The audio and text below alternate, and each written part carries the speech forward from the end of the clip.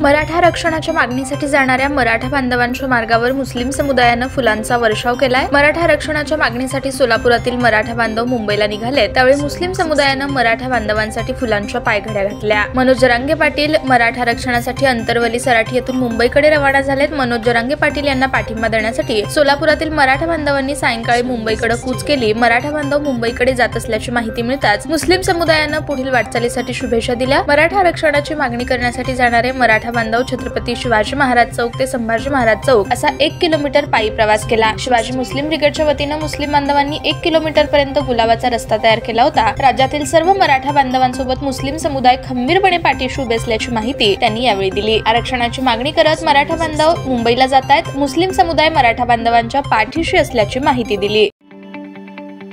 ताज्या बातम्या पाहण्यासाठी प्राईम महाराष्ट्र न्यूज चॅनलला सबस्क्राईब करा।